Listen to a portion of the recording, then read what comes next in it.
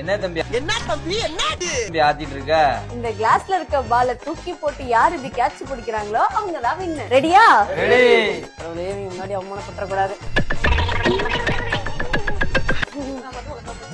Super. இப்ப பாருங்க நடக்குதுங்க. ஏய்